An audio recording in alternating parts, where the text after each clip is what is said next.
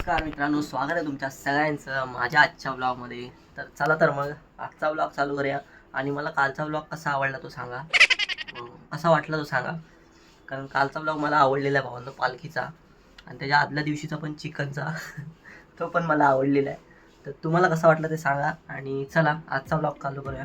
आणि मी चाललो आहे नेहमीप्रमाणे आज ऑफिसला. चला.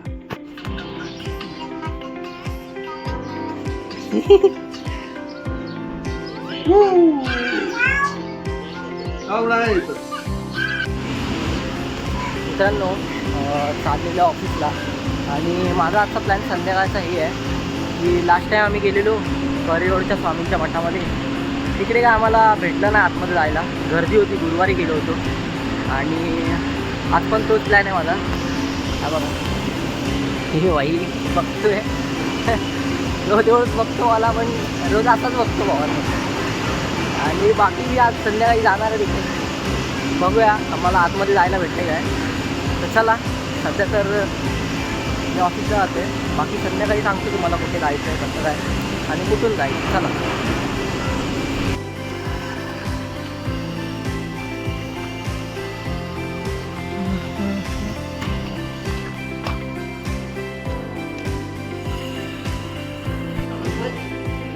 जय मॅडम, इकडे रोज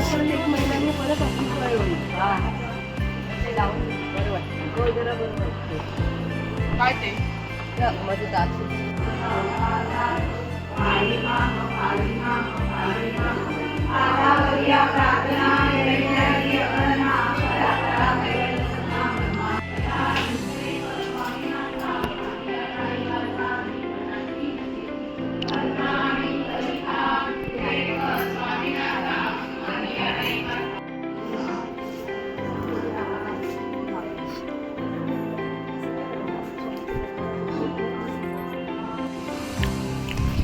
मित्रांनो, तुम्हाला बोललो होतो मी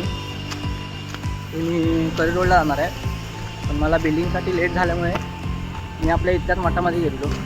काय ना भावांनो, मठ कोणतंही असो, मनात श्रद्धा असली पाहिजे. बाकी चला, मी तर घरी चाललो आता. चला. तर मित्रांनो, व्हिडिओ बनवायचं कारण ते म्हणजे एवढंच की आपल्या देशामध्ये अजून एक गोल्ड मेडल ॲड झालेलं आहे भावांनो. कॉंग्रॅच्युलेशन. खूप जणांना ही इन्फॉर्मेशन माहीत नाही आहे, म्हणूनच मी हा व्हिडिओ बनवते भावांनो. आपल्या भारतामध्ये राहणारी उत्तर प्रदेश प्रयागराज याच्यामध्ये राहणारी खुशबू निषाद हिने आपल्या देशासाठी MMA या स्पर्धेमध्ये भाग घेऊन प्लस गोल्ड मेडल जिंकून भावांनो आपल्या देशाला एक गोल्ड मेडल ॲड करून दिलेलं आहे. कॉंग्रॅच्युलेशन सगळ्यांना.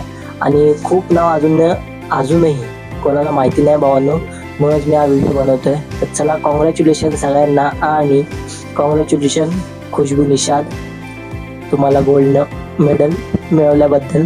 चला.